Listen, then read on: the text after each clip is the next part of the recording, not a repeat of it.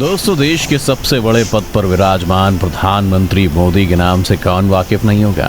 वो हमारे देश में ही नहीं बल्कि विश्व के एक पॉपुलर नेता की छवि बनाने में कामयाब रहे हैं और आज उनकी बिल्कुल प्राउड की बात है इंडिया के लिए। लेकिन कुछ बातें ऐसी भी हैं जो मोदी जी के बारे में हर इंसान नहीं जानता और आज हम आपको वही बताने जा रहे हैं और साथ में बताएंगे मोदी जी की जिंदगी से जुड़े खास पहलू क्या हैं। तो बस बने रहिएगा हमारे साथ वीडियो के अंत तक।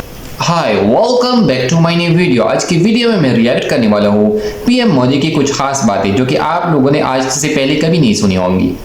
आपको लोगों को पता होगा कि जो कोई इंसान फेमस होता है तो उसकी लवर, फॉलोअर और हेटर दोनों बन जाते हैं। लेकिन हम हेटर को साइड पर रखकर ये वीडियो सिर्फ फॉलोअर के लिए है, तो लवर के लिए है आई मीन। तो विदाउट टाइम वेस्टिंग चलिए शुरू करते हैं। प्रधानमंत्री मोदी का पूरा नाम नरेंद्र दामोदर दास मोदी है और इनका जन्म 17 सितंबर 1950 को गुजरात के वडनगर के एक गरीब परिवार में हुआ था। उनके पिता का नाम दामोदर दास मूलचंद मोदी और मां का नाम हीराबेन है। नरेंद्र मोदी के 5 भाई बहन हैं जिसमें उनका नंबर दूसरा है। मोदी जी को बचपन में नरिया कहकर पुकारते थे। मोदी जी के पिता रेलवे स्टेशन पर चाय की दुकान लगाते थे। मोदी जी भी अपने पिता की चाय की दुकान पर उनका हाथ बटाते थे। मोदी जी बचपन से ही कुछ अलग थे। वो आम बच्चों की तरह नहीं थे। उन्हें बचपन में ही देशभक्ति के काम करना बहुत पसंद थे। 1962 में भारत चीन युद्ध के दौरान मोदी जी ने ट्रेन में जा रहे फौजियों को चाय पिलाई थी और यही नहीं, 1965 के भारत पाक युद्ध के समय भी मोदी जी ने वहां से गुजर रहे सैनिकों को चाय पिलाई। मोदी जी ने गुजरात के वडनगर के ही भगवताचार्य नारायण आचार्य स्कूल से अपनी पढ़ाई की शुरुआत की और वह पढ़ाई में औसत छात्र थे। मोदी जी को बचपन में एक्टिंग का बहुत शौक था, इसलिए वो स्कूल के बाद विवाद नाटकों में भाग लेते और इनाम भी हासिल करते थे। वो एनसीसी में भी शामिल हुए। मोदी जी बचपन से ही निडर क्वालिटी के थे। वो एक दिन शर्मिष्ठा तालाब से घड़ियाल का बच्चा पकड़कर अपने घर ले आए। माँ के समझाने से वापस तालाब में छोड़कर आए। वे बचपन में साधु संतों से बहुत प्रभावित थे और बचपन से ही सन्यासी बनना चाहते थे। सन्यासी बनने के लिए मोदी जी ने स्कूल की पढ़ाई छोड़ दी और बाद में घर से भाग गए। इस दौरान वो पश्चिम बंगाल के रामकृष्ण आश्रम सहित कई जगहों पर घूमे। मोदी जी बचपन से ही आरएसएस को पसंद करते थे और उससे जुड़े भी। 1958 में दीपावली के दिन गुजरात आरएसएस के पहले प्रांत प्रचारक लक्ष्मण राव ईमानदार वकील साहब ने नरेंद्र मोदी को बाल स्वयंसेवक की शपथ दिलाई। मोदी जी बहुत ही मेहनती कार्यकर्ता थे। वो आरएसएस के बड़े शिविरों के आयोजनों में मैनेजमेंट का हुनर दिखाते। आरएसएस नेताओं के ट्रेन और बस में रिजर्वेशन का जिम्मा उन्हीं के पास होता था। मोदी जी कई महीने तक तो हिमालय में साधुओं के साथ भी रहे। वापस आने पर उन्होंने सन्यासी जीवन त्यागने का फैसला किया और अपने भाई के साथ मिलकर अहमदाबाद के कई स्टेशनों पर चाय की दुकान लगाई। हर परेशानी का सामना करते हुए चाय बेची। 18 साल की उम्र में मोदी जी की मां ने बांसकाठा जिले के राजासोना गांव में रहने वाली जशोदाबेन से मोदी जी की शादी करवा दी। विवाह के बाद मोदी जी घर छोड़कर संघ प्रचारक बन गए। कुछ लोगों का कहना है कि वो शादी के 3 साल बाद तक अपनी बीवी के साथ रहे, लेकिन मोदी जी के बारे में लिखने वाले इस चीज से इनकार करते हैं। मोदी जी अहमदाबाद संघ मुख्यालय में रहते थे और वहाँ के सारे छोटे छोटे काम जैसे सफाई करना, चाय बनाना और बुजुर्ग नेताओं के कपड़े धोने वगैरह जैसा काम करते थे। वो हर काम से पहले अपनी माँ का आशीर्वाद लेने जरूर घर जाते थे। ये काम वो आज भी करते हैं। 2014 का लोकसभा चुनाव जीतने के बाद भी सबसे पहले वो अपनी माँ का आशीर्वाद लेने उनके पास गए। संघ में रहते हुए कुर्ते की बात छोटी करवा ली ताकि वो ज़्यादा ख़राब ना हो, जो वर्तमान में मोदी ब्रांड कुर्ता के नाम से मशहूर है।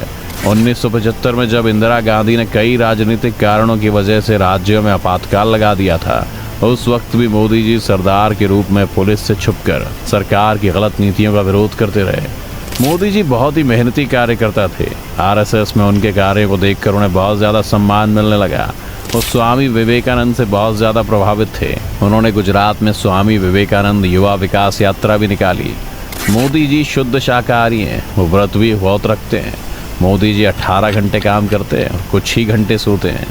वो समय के बहुत पाबंद हैं। लाल कृष्ण आडवाणी को मोदी जी का राजनीतिक गुरु माना जाता है। 1990 के दौरान मोदी जी ने आडवाणी की सोमनाथ से अयोध्या रथ यात्रा में बड़ी भूमिका निभाई। इससे प्रभावित होकर बीजेपी के बड़े नेताओं ने मोदी जी को अपनी पार्टी में शामिल कर लिया और वो पार्टी के लिए बहुत ही मेहनत और लगन से काम करते रहे।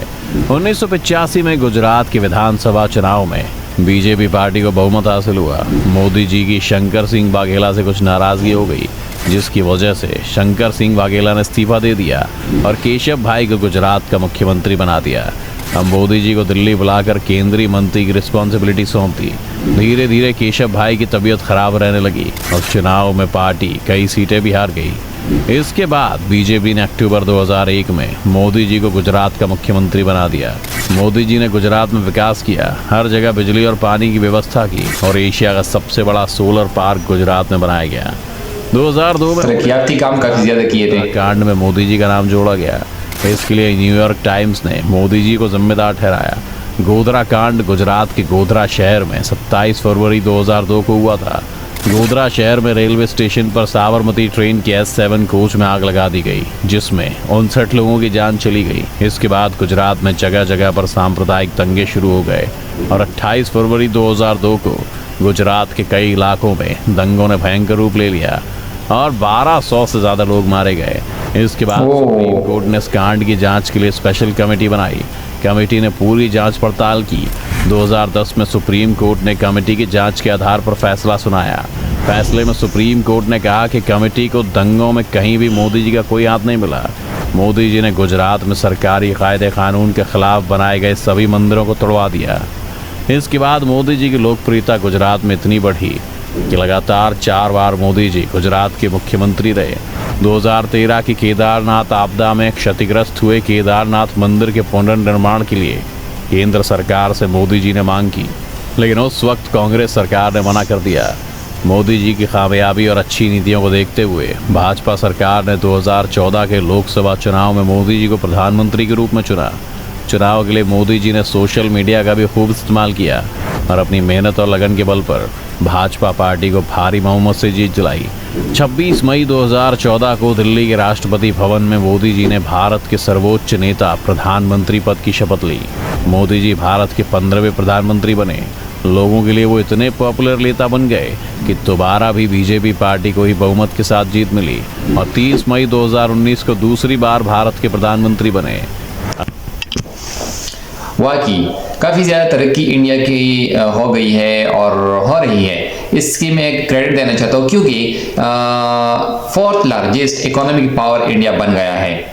इससे पहले नहीं बना था। तो ये वीडियो मोदी के जो लवर हैं उनके लिए है। बाकी आप लोगों को अच्छी तरीके से पता होगा कि ये पार्टी कैसी है इंडिया के लिए। और मुझे तो एज अ पाकिस्तानी मुझे तो इतना नॉलेज नहीं है, लेकिन वो तो इंडिया को ही पता होगा कि ये कितना मुफीद है इंडिया के लिए। तो आप लोग उसको नीचे कमेंट सेक्शन में अपनी राय जरूर दीजिएगा। मिलते हैं अगली न्यू वीडियो के साथ, तब तक के लिए अपना ख्याल रखिएगा। Take care.